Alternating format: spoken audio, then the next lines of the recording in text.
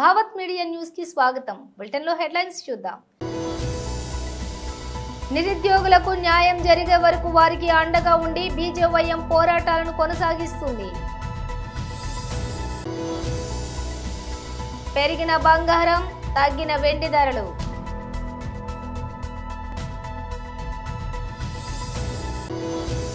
Rohit Sharma, Kohli champions trophy 2025 ఆడతారా?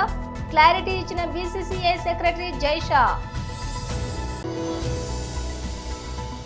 తెలంగాణ భవన్ లో మాజీ మంత్రి MLA Harish Rao press meet. Details చూస్తే నిరుద్యోగులకు న్యాయం జరిగే వరకు వారికి అండగా ఉండి బీజేవైఎం పోరాటాలను కొనసాగిస్తుంది. కాంగ్రెస్ సర్కార్ నిరుద్యోగుల పట్ల వ్యవహరిస్తున్న తీరుకు నిరసనగా మరో 2 రోజుల్లో బీజేవైఎం ఆధ్వర్యంలో రాష్ట్ర వ్యాప్తంగా ఆందోళన కార్యక్రమాలను చేస్తాం. శ్రీ చేవెళ్ల మహేందర్ బీజేవైఎం రాష్ట్ర అధ్యక్షులు. జనతా పార్టీ రాష్ట్ర అధ్యక్షులు కిషన్ రెడ్డి అన్న గారు, యువ మోర్చా ప్రభారి అయినటువంటి కాసం వెంకటేశ్వర అన్న గారు, నిరుద్యోగుల పక్షాన మనం అందరం కూడా ఉండాలి. తెలంగాణ రాష్ట్రం కూడా సాధించుకుందంతా కూడా నిరుద్యోగులు ఏకమయ్యే మనం అంతా కూడా సాధించుకోవడం జరిగింది. కాబట్టి వారికి జరుగుతున్నటువంటి అన్యాయాన్ని రాష్ట్ర వ్యాప్తంగా ఉన్నటువంటి నలుమూలలకు మనము పరదులి ఈ యొక్క ప్రభుత్వానికి సరైనటువంటి బుద్ధి తెలియాలని చెప్పేసి కూడా మాకు సూచనలు ఇవ్వడం జరిగింది. 20 రోజుల నుంచి టీఎస్పీఎస్సీ ముట్టడి కావచ్చు, అమరవీరుల స్తూపం దగ్గర ధర్నా కావచ్చు, ఇందిరా పార్క్ దగ్గర ధర్నా కావచ్చు, ఇలాంటి కార్యక్రమాలన్నీ కూడా తీసుకున్నాం. ముఖ్యంగా ఈ సమావేశం ద్వారా ఏదైతే ప్రభుత్వం గతంలో ఇచ్చినటువంటి హామీల కోసమే పోరాటం కొనసాగించడం జరుగుతుంది. యువ మోర్చా మొత్తం కూడా ఇప్పటికైనా రేవంత్ రెడ్డి గారు మేల్కొని నిరుద్యోగులకు అందరూ కూడా మీరు ఇచ్చినటువంటి హామీలన్నింటిని కూడా మీరు పూరించడానికి ప్రయత్నం చేయాలని చెప్పేసి మేమందరం కూడా కోరుకుంటున్నాం. ఏదైతే అశోక్ నగర్ లో వచ్చి రాహుల్ గాంధీ గారు ఏదైతే ఆ యొక్క చెట్టు కింద కూర్చొని నిరుద్యోగులకు అందరూ కూడా 100 రోజులలో అధికారంలోకి వచ్చినటువంటి 100 రోజులలో అన్ని హామీలని తీరుస్తామని చెప్పినటువంటి వ్యక్తి ఎక్కడ పోయినా మీ హామీలు అని చెప్పి అడిగినటువంటి యువ మోర్చా కార్యకర్తల పైన కేసులు బనాయించడం, గాంధీ హాస్పిటల్లో నిరుద్యోగుల కోసం దీక్ష చేస్తుండో అతన్ని చూడడానికి వెళ్తున్నటువంటి సందర్భంలో మమ్మల్ని అందరం కూడా అడ్డుకునే ప్రయత్నం చేయడం, రాత్రికి రాత్రి యువ మోర్చా నాయకులంతా కలిసి దాదాపుగా ఈ ప్రభుత్వం చేసినటువంటి దుశ్చర్యని మేము ఎండగట్టడం కూడా జరిగింది. ఈ సందర్భంగా తెలంగాణ రాష్ట్రంలో యువ మోర్చా ఆధ్వర్యంలో అనేకమైనటువంటి కార్యక్రమాలు తీసుకోవడం జరుగుతుంది. దాంట్లో ముఖ్యంగా జూలై 2వ తేదీ రాష్ట్రంలో ఉన్నటువంటి అన్ని ఎంఆర్ఓ ఆఫీసుల కేంద్రంగా నిరసన కార్యక్రమాలు నిర్వహించడం జరుగుతుంది. అదే విధంగా జూలై 5వ తేదీన కలెక్టర్ ఆఫీసుల కేంద్రంగా నిరసన కార్యక్రమాలు, అదే విధంగా నిరుద్యోగుల ఒక demand group 1, group 2, group 3 mega DSC 33 reservation నిరుద్యోగులకు సంబంధించినటువంటి అంశాలపైన కలెక్టర్ల దగ్గర నిరసన కార్యక్రమం తెలపడం జరుగుతుంది. అంతిమంగా మేము ఒకటి కోరుకుంటున్నాం, నిరుద్యోగుల పక్షాన భారతీయ జనతా పార్టీ బీజేవైఎం ఆధ్వర్యంలో కార్యక్రమాలు తీసుకోబోతున్నాం. వారికి అంతిమంగా న్యాయం జరిగేంత వరకు కూడా భారతీయ జనతా యువ మోర్చా వెనుకాడుగెయ్యదు. మీరు ఎన్ని కేసులు పెట్టినా ఏం చేసినా కానీ నిరుద్యోగుల పక్షాన మేము పోరాటం కొనసాగిస్తాం. గాంధీ హాస్పిటల్ దగ్గర ఏదైతే మీరు ఉద్యోగాల కోసం పోరాటం చేస్తున్నటువంటి యువతని అడ్డుకునే ప్రయత్నం, వాళ్ళని తోయడం, అదే విధంగా మీ యొక్క పోలీసు బలగాలను పెట్టి బల ప్రదర్శన చేసినట్లయితే రాష్ట్ర వ్యాప్తంగా మీకు కూడా అదే గతి పడుతుంది, ఏదైతే కేసీఆర్ పట్టిందో అదే గతి పడుతుంది అని చెప్పేసి ఈ యొక్క సందర్భంగా తెలియజేస్తూ ముగిస్తున్నాను. జై హింద్, జై భారత్. గత కొన్ని రోజులుగా స్థిరంగా ఉన్న బంగారం ధరలు నేడు స్వల్పంగా పెరిగాయి. పుత్తడితో పాటు పెరిగే వెండి ధరలు మాత్రం కొద్దిగా క్షీణించాయి. 24 రేట్ల స్వచ్ఛమైనటువంటి బంగారం ధర, 24 క్యారెట్ల స్వచ్ఛమైన బంగారం ధర 10 గ్రాములకు 400 పెరిగి 73,024కు చేరుకోక 22 క్యారెట్ల పుత్తడి ధర 10 గ్రాములకు 360 పెరిగి 66,890గా నమోదైంది. అదే సమయంలోని వెండి ధర కిలోకు 370 తగ్గి 87,890 వద్ద స్థిరపడింది. ఇక దేశ రాజధాని ఢిల్లీలో స్వచ్ఛమైన బంగారం ధర 10 గ్రాములకు నేడు 73,024 ఉండగా వెండి ధర 87,890గా రికార్డ్ అయింది.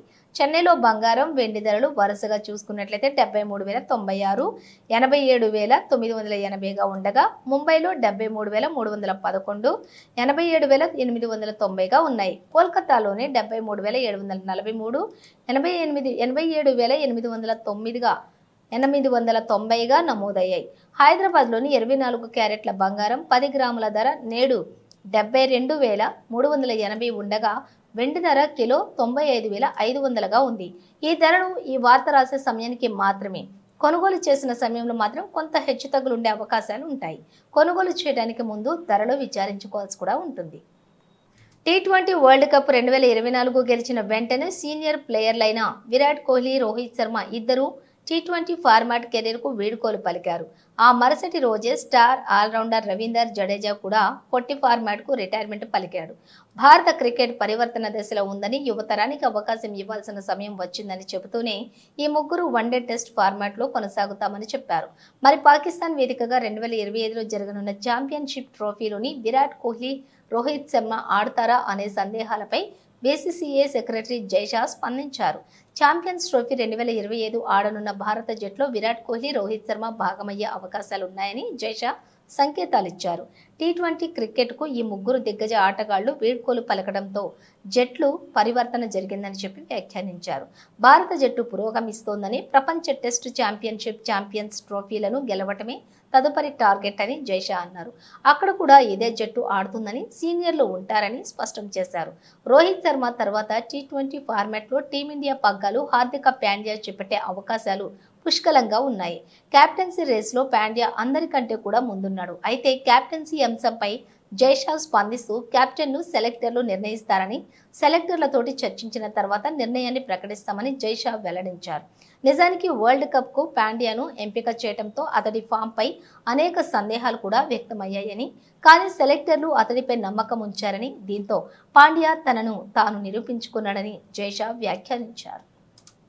విజయవాడలోని ప్రేమోన్మాది గడ్డం మణికంఠ హత్య చేసినటువంటి దర్శిని తండ్రి శ్రీరామచంద్రమూర్తి పట్ల రాష్ట్ర ప్రభుత్వం ఇంతవరకు ఎందుకు స్పందించలేదు? టీడీపీ నాయకులు గాని, కూటమి నాయకులు గాని స్పందించట్లేదు అంటే కారణం గడ్డం మణికంఠ టీడీపీ కార్యకర్త. ఈ ఘటనకు కూతవేటు దూరంలో deputy CM Pawan Kalyan camp office ఉంది.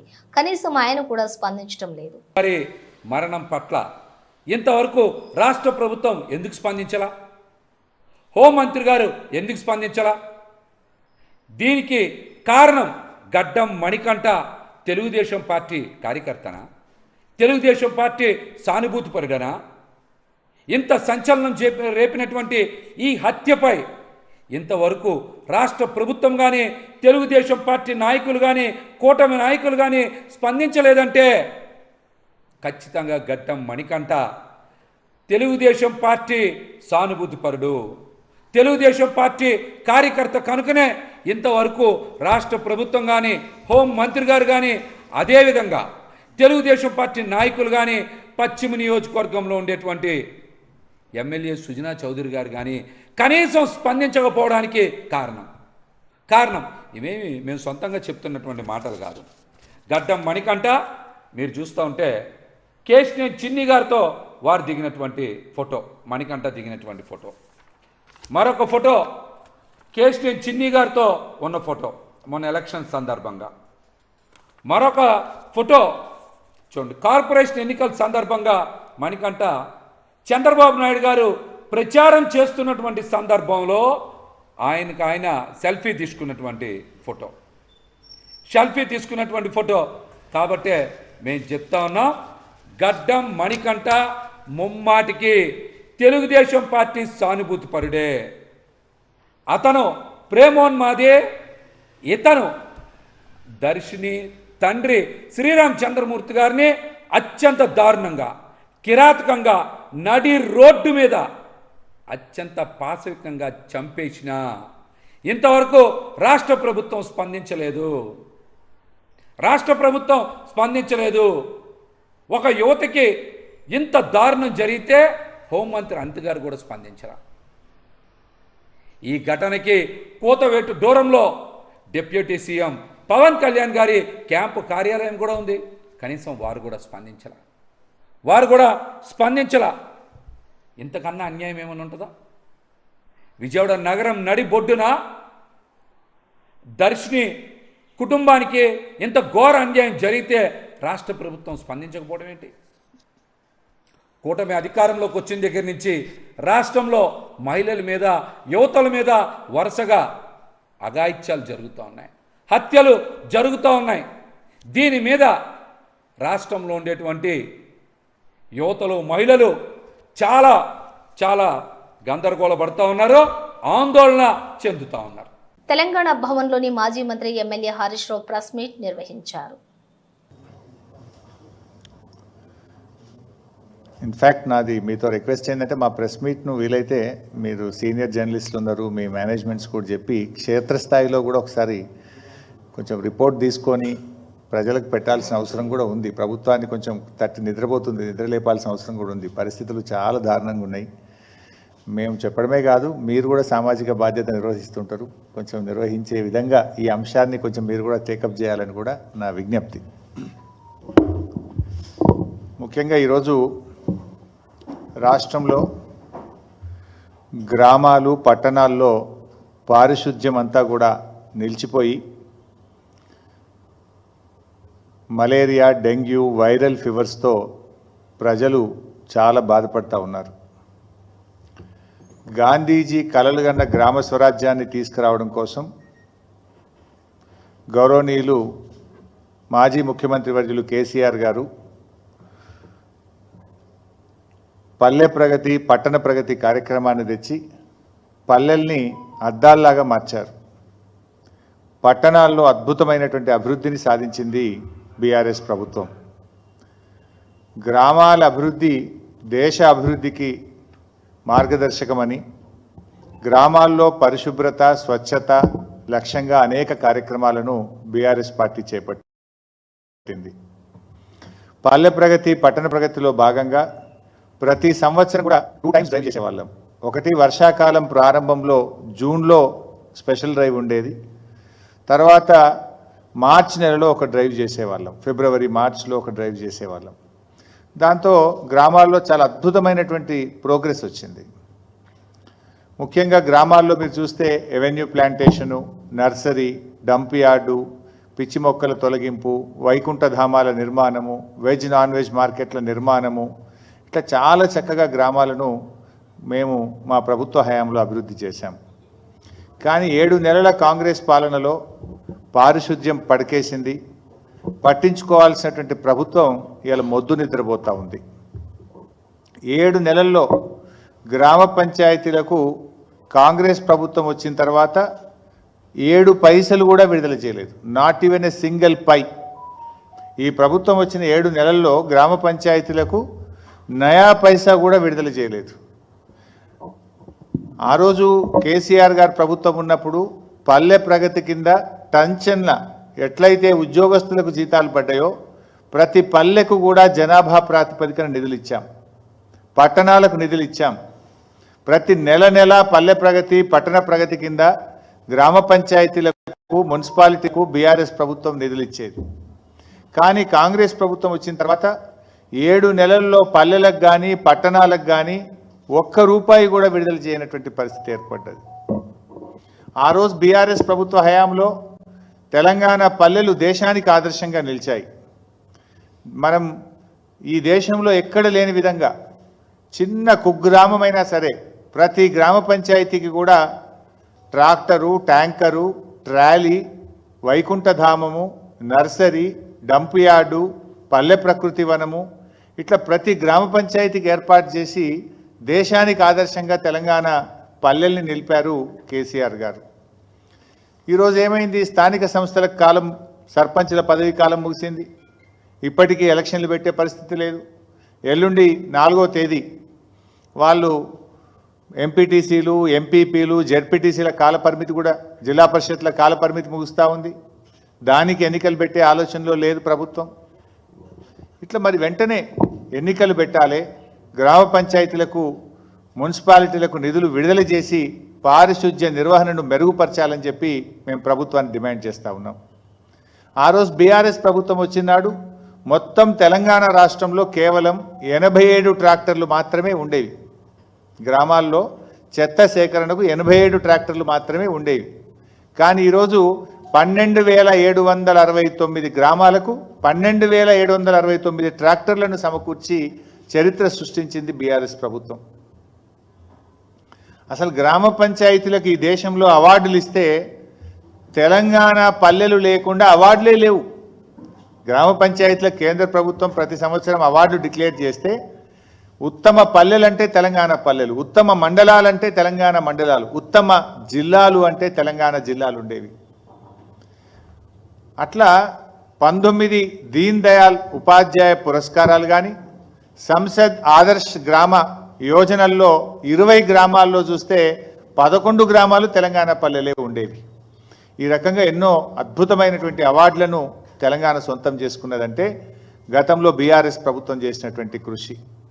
కానీ ఇలా కాంగ్రెస్ పాలనలో గ్రామ పంచాయతీలు కూనరిల్లుతా ఉన్నాయి. అస్తవ్యస్తమైనటువంటి పాలనతో పల్లెలు కన్నీరు పెట్టే పరిస్థితి ఏర్పడ్డది. 7 నెలల్లో తిరిగి ఇలా మురికి కూపాలుగా మార్చే దిశగా పోతా ఉన్నాయి పల్లెలు. ట్రాక్టర్లు నడిపేందుకు డీజిల్కు డబ్బులు లేవు. అక్కడ పెట్రోల్ బంకుల్లో ఉద్దరబోస్తలేరు డీజిల్. 4 నెలలు 5 నెలలు ఉద్దరబోసి. కాకినాడ కలెక్టర్ కార్యాలయంలోని శాఖల వారీ సమీక్షా సమావేశంలో ఉప ముఖ్యమంత్రి శ్రీ పవన్ కళ్యాణ్ పాల్గొన్నారు.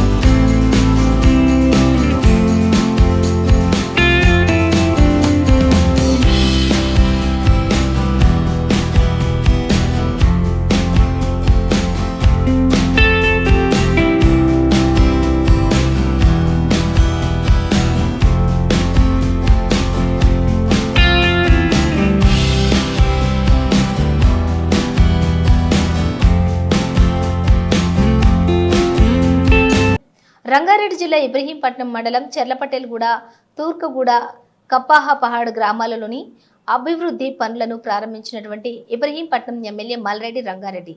ఈ సందర్భంగా ఎమ్మెల్యే మాట్లాడుతూ గత 10 సంవత్సరాల కాలంలో తెలంగాణలో ముఖ్యంగా ఇబ్రహీంపట్నంలో టీఆర్ఎస్ ప్రభుత్వం ప్రజలను పట్టించుకోలేదని, ప్రజా సమస్యలను పరిష్కారం చేయడంలో పూర్తిగా విఫలమైందని అన్నారు. ముఖ్యమంత్రి రేవంత్ రెడ్డి నాయకత్వంలో కాంగ్రెస్ ప్రభుత్వం ప్రజాపాలన కార్యక్రమానికి శ్రీకారం చుట్టిందని, దాని ద్వారా గ్రామాలలో మౌలిక సదుపాయాలను, ప్రజా సమస్యలను పరిష్కారం చేస్తామని రంగారెడ్డి అన్నారు.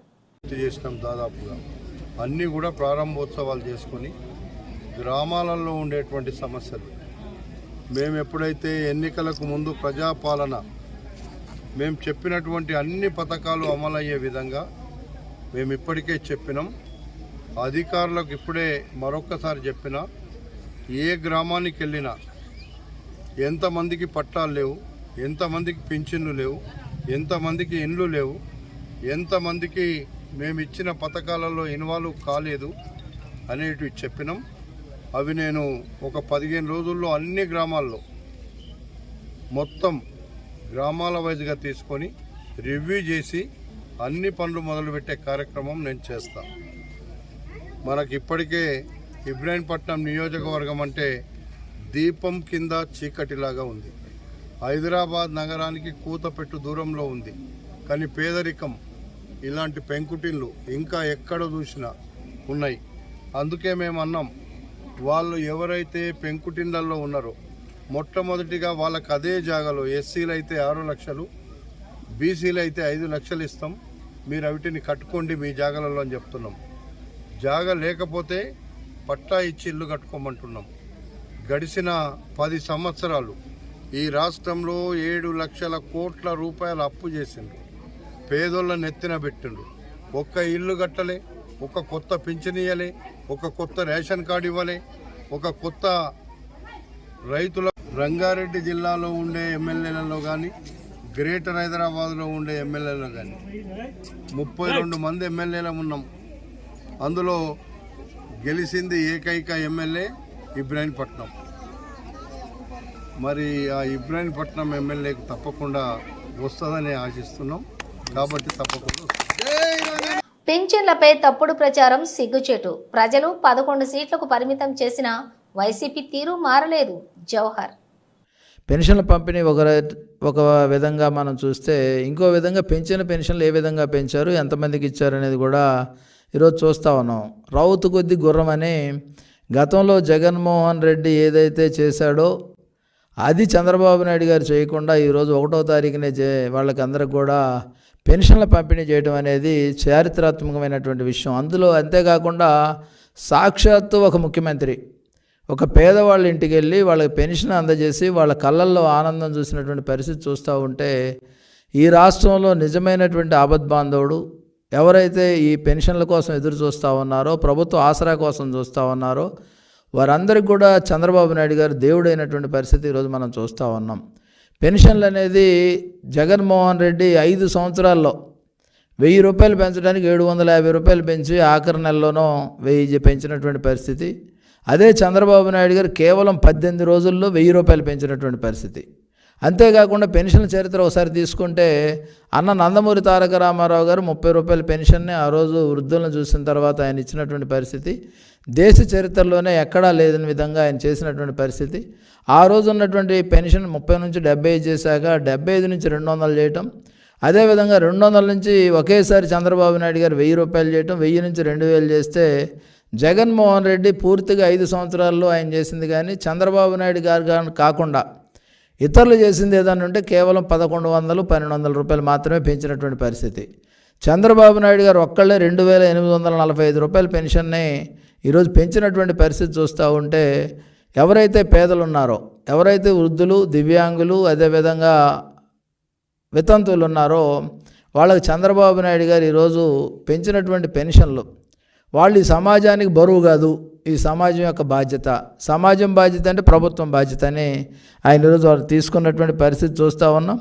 ఈరోజు ఆయన పెంచినటువంటి పెన్షన్లు ఎవరైతే ఎన్నికల ముందు ఆయన వాగ్దానం చేసి ఏప్రిల్, మే, జూన్ కలిపి వాడు పెంచినటువంటి పెన్షన్లు ఆ 3 నెలలకి కలిపి ఈ నెలలో ఉన్నటువంటి 4000 అవి 3000 మొత్తంగా 7000 రూపాయల పెన్షన్ని నేరుగా ఇంటికి తీసుకువెళ్ళి ఇచ్చినటువంటి పరిస్థితి.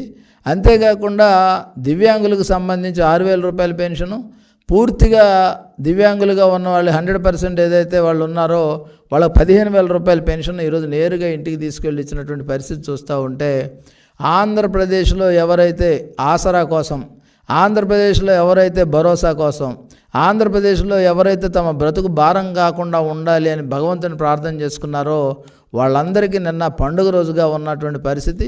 ఈ ప్రభుత్వం పూర్తి బాధ్యత తీసుకుని వాళ్ళందరికీ కూడా పెన్షన్లు సరఫరా చేసినటువంటి పరిస్థితి మనం చూస్తూ ఉన్నాం. 18వ లోక్సభ సభలో రాష్ట్రపతి ప్రసంగానికి ధన్యవాదాలు తెలిపే తీర్మానంపై శ్రీ సంతోష్ పాండే చేసిన వ్యాఖ్యలు. आज कीमती समय बोलने के लिए अवसर प्रदान किया। मैं सबसे पहले अपने छत्तीसगढ़ के और उन राजनांदगांव क्षेत्र के समस्त जनता का, मतदाता का भी आभार प्रदर्शन करता हूं और आप सबके वरिष्ठों के प्रति मैं कृतज्ञ हूं। आप सबको हृदय से शुभकामना। महोदय, अभी कल से जब से शुरू हुआ, रात को 12 बजे तक जो चला, जिस प्रकार से अभी अखिलेश जी बोल रहे थे, और कल जब शुरुआत हुई तो नेता प्रतिपक्ष राहुल गांधी जी ने जिस प्रकार की बातें की, आज जब अखिलेश जी ने एक शेरो शायरी से और गज़ल की पंक्तियों से शुरुआत की, तो मैं भी ये बता दूं कि अखिलेश जी, जरा सा कुदरत ने क्या नवाजा, जरा सा कुदरत ने क्या नवाजा, आके बैठे हो फलसफे में, तुम्हारा लहजा बता रहा है तुम्हारी दौलत नहीं है। और जितने भी यहाँ बहुत लोग बैठे हैं ये सब उसी प्रकार की बात कर रहे हैं। आदरणीय अध्यक्ष महोदय, मैं बताना चाहूँगा, माननीय नेता प्रतिपक्ष कल राहुल गांधी जी बार बार भगवान शंकर का फोटो दिखा रहे थे। वो भगवान भोलेनाथ है, भगवान शंकर है, ये आपकी फितरत में है। आपने छत्तीसगढ़ में, मैं नाम नहीं लूंगा, आपके पूर्व मुख्यमंत्री का जो निपटा दिए छत्तीसगढ़ को, और वो आकर के लोकसभा में भी निपट गए। वो महादेव जी के नाम से सट्टा चला रहे थे जिसे छत्तीसगढ़ की जनता ने निपटा दिया। आपको ध्यान होगा, 6000 करोड़ से ऊपर का सट्टा जिसका संचालन आपके पूर्व मुख्यमंत्री ने किया। भगवान शंकर को ऐसे आसानी से ना ले और बात बात में चित्र दिखाने की कोशिश ना करें। राहुल गांधी जी, आपने जो शुरुआत की है, आपने जो जिस प्रकार से हिंदुत्व को लेकर के, हिंदू को लेकर के और भारतीय जनता पार्टी के लोगों को जो आपने जो हिंसक कहा है, मैं आपसे कुछ प्रश्न पूछना चाहता हूं और मैं माननीय अध्यक्ष महोदय जी के सामने इस सदन में रखना चाहता हूं। क्या हिंदू हिंसक हो रहा है? भाजपा हिंसा की बात करती है। इस हिंदुस्तान के अंदर हिंसा कौन फैला रहा है? कितना हिंसक हिंदू समाज हुआ है, कितना हिंसक ये तथाकथित शांतिप्रिय समाज है, ये पूरा भारत जानता है। क्या कर्नाटक में प्रवीण नेतारू की हत्या हिंदू समाज की भीड़ ने की थी? क्या राजस्थान के अंदर वो कन्हैयालाल टेलर की हत्या गला रेत करके क्या हिंदू समाज ने की थी? क्या हिंदू समाज है जो अलग अलग जगह पर हंगामा खड़ा कर रहा है? जिस तरीके से घटनाएं पूरे हिंदुस्तान के अंदर हो रही है। राहुल गांधी जी, आपने जो सवाल किया है, जम्मू कश्मीर में बम विस्फोट करने वाला किस समाज का है? जम्मू कश्मीर में हमला करने वाले वो किस समाज से आते हैं? समाज के अंदर चिल्ला चिल्ला करके ये బులెటిన్ ముగించే ముందు హెడ్లైన్స్ మరోసారి. నిరుద్యోగులకు న్యాయం జరిగే వరకు వారికి అండగా ఉండి బీజేవైఎం పోరాటాలను కొనసాగిస్తుంది. పెరిగిన బంగారం, తగ్గిన వెండి ధరలు.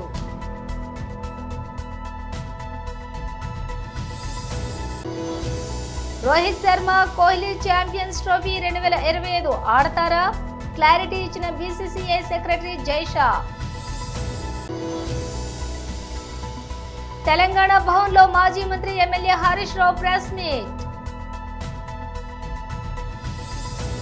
ఇవి బులెటిన్ విశేషాలు. మరో బులెటిన్తో మళ్ళీ కలుద్దాం.